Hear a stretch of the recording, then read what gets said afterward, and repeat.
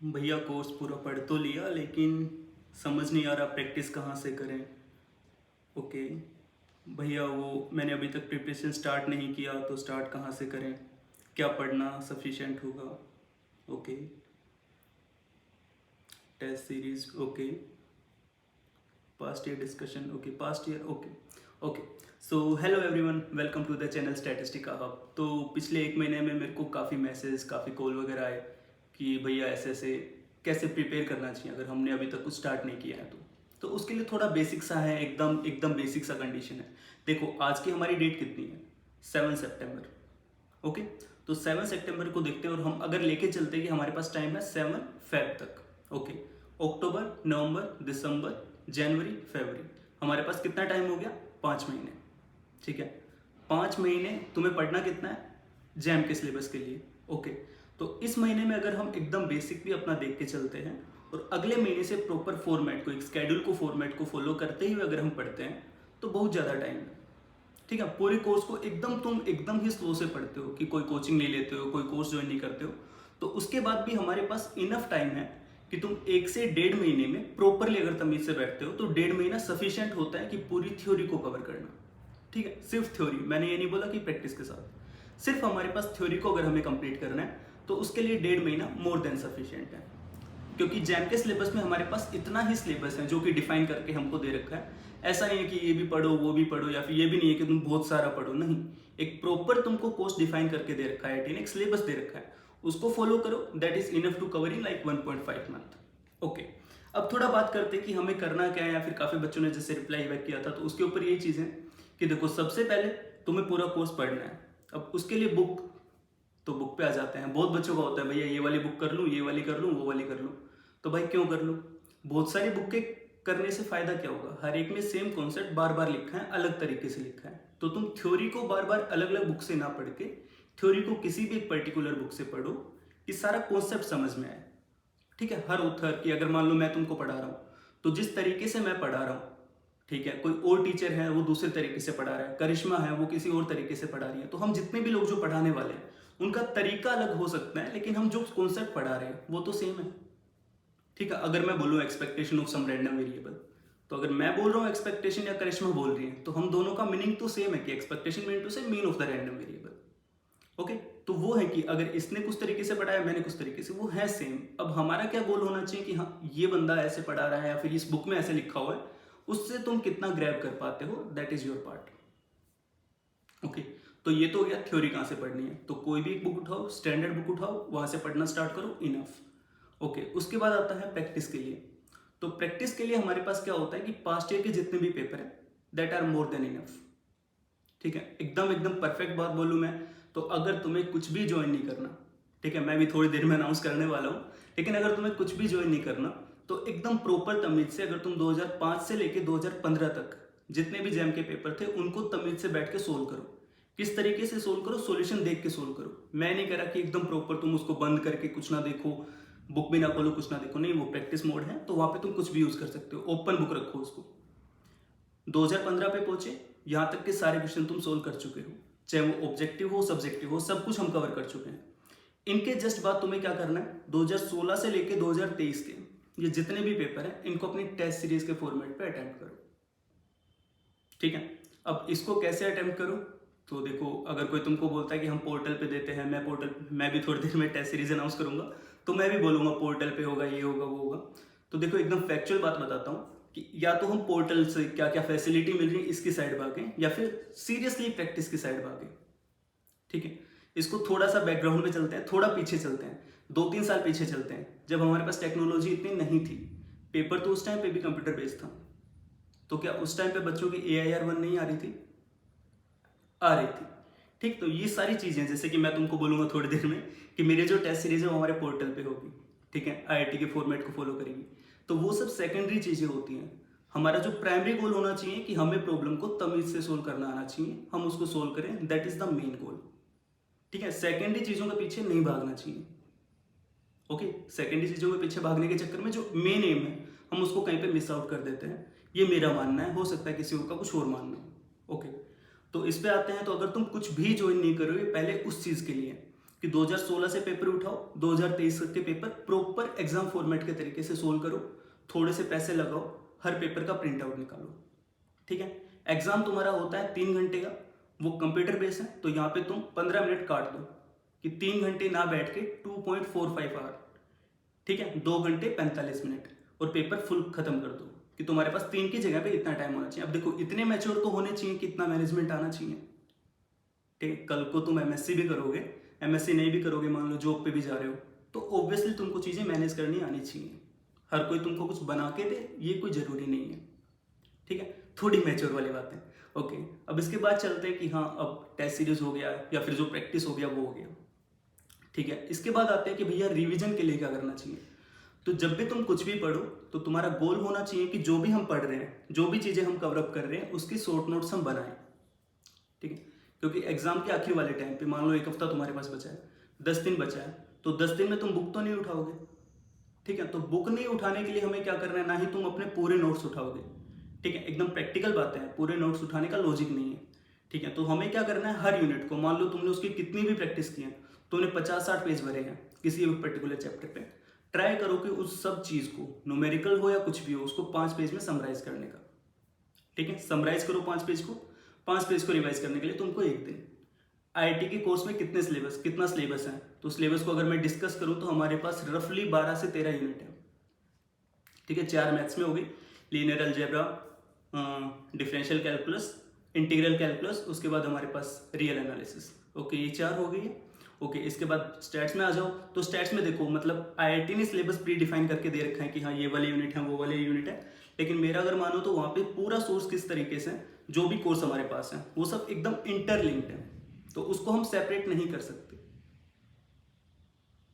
मतलब मैं नहीं बोल सकता कि भैया रैंडम वेरिएबल का आगे यूज नहीं होगा, तो ऑब्वियसली आपस में इंटरलिंक्ड है। तो अगर तुम सोच रहे हो ये चैप्टर छोड़ देते हो अलग चैप्टर, ऐसा कुछ नहीं है, बहुत इंटरलिंक्ड है और बहुत कम प्रिसाइज सिलेबस है, ठीक है। मैथ्स वाले पोर्शन को हम अलग कर सकते हैं कि लीनियर अलजेब्रा का काम नहीं आ रहा मेरे को डिफरेंशियल कैलकुलस में, ठीक है, फाइन, तो वहाँ पे इंटरलिंकिंग नहीं है इतनी, यहाँ पे है, ठीक है। क्योंकि हमारे कोर्स में देखो, अगर तुम सीरियसली देखोगे तो आईआईटी का कोर्स है कौन सा, सिलेबस अगर मैं देखूँ तो वो है तुम्हारे पास फर्स्ट ईयर बीएससी का, सेकंड ईयर बीएससी का, थर्ड ईयर का आ भी नहीं रहा, फर्स्ट और सेकंड ईयर बीएससी का उसका भी पूरा कोर्स नहीं है तुम्हारे पास, बहुत ही प्री सिलेक्टेड पोर्शन है, सिर्फ वही हमें पढ़ना है।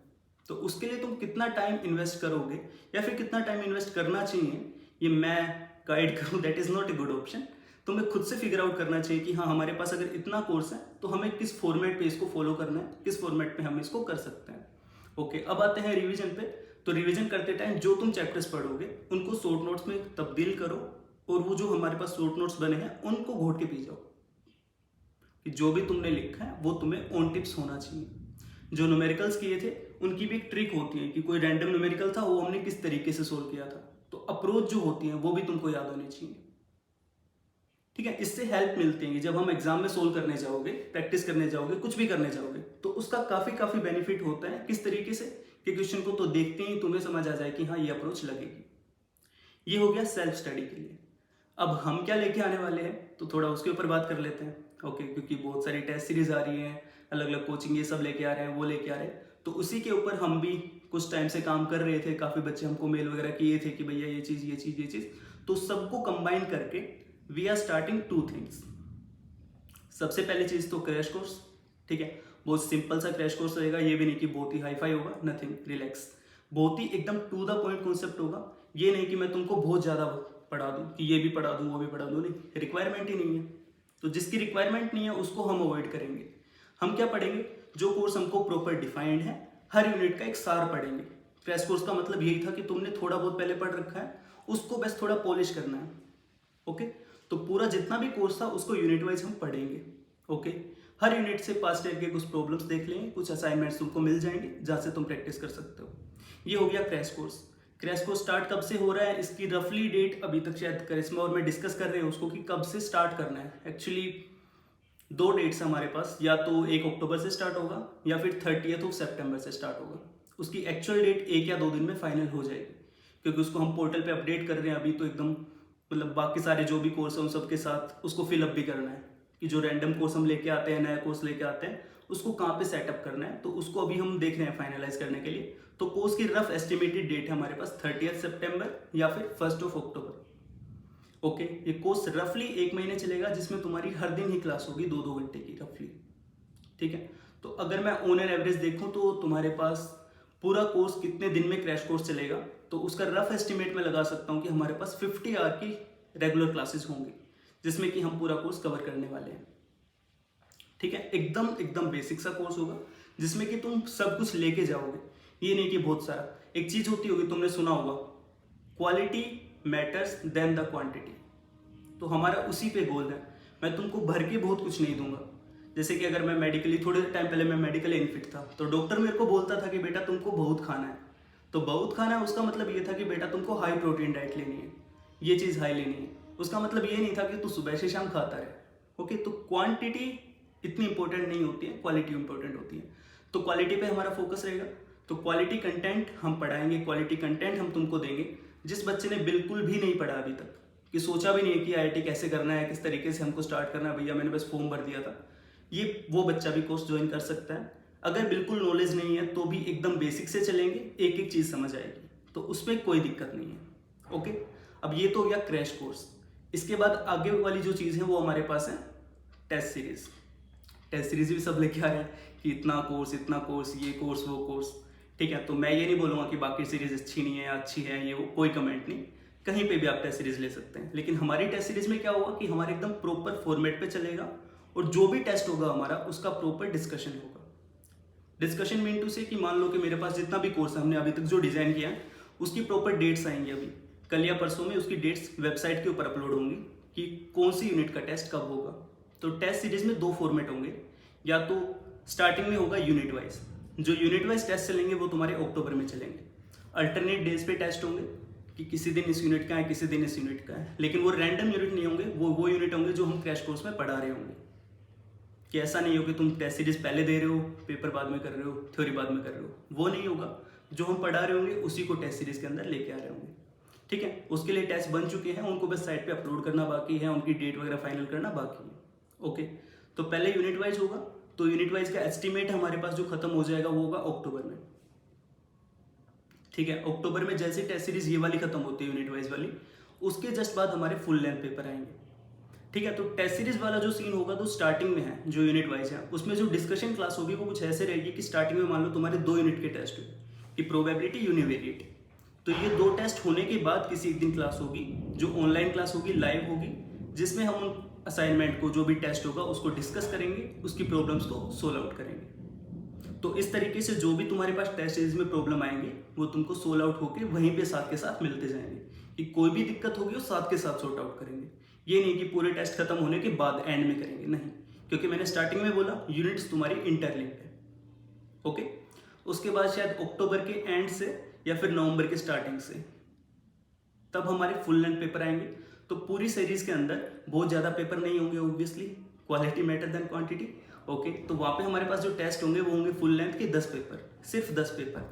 लेकिन उन 10 पेपर को अगर तमीज से किया, 10 में से अगर 5 पेपर को भी एकदम तमीज से किया, एकदम प्रॉपर अपने साथ लॉयल रह के किया, तो that will be much more beneficial than doing a lot of work.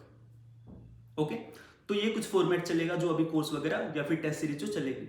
अब इसकी प्रॉपर डिटेल्स, फीस वगैरह क्या होगी वो शायद 10 तक अपडेट हो जाएगी, कि 10 सितंबर को वेबसाइट पे और चैनल पे हर जगह पे अपडेट हो जाएगी। जितने भी हमारे हैंडल है, कि इंस्टाग्राम पे हो गया, खुद की वेबसाइट हो गई, चैनल हो गया, लिंक्डइन हो गया, तो यहाँ पे हर जगह पे उस चीज़ को हम अपडेट करेंगे, जो कि करिश्मा अभी फाइनलाइज कर रही है, मैं भी कर रहा हूँ। हम डेट्स डिसाइड कर रहे हैं एक्चुअली, कि किस डेट पे किसको कौन सी क्लास लेनी है, क्योंकि जो अलग से कोर्स है उसके बीच में कहीं पे इनफिट करनी है सारी चीज़ें, तो वो चल रहा है अभी। तो शायद 1-2 दिन में फाइनल हो जाएगा। So you can access the complete details about the test series and the crash course. Okay, तो इसमें 2 तरीका होगा, या तो तुम सिर्फ टेस्ट सीरीज के लिए अप्लाई कर सकते हो या फिर इनरोल कर सकते हो, या फिर क्रैश कोर्स के लिए कर सकते हो, या फिर दोनों को साइमल्टेनियसली कर सकते हो। तो ऑब्वियसली अगर कॉम्बो लेते हैं तो थोड़ा डिस्काउंट मिलेगा, जिसकी फीस वगैरह अपडेट तुमको जल्दी ही मिल जाएगी। So that was all about our course, that was a crash course and the test series. Thanks.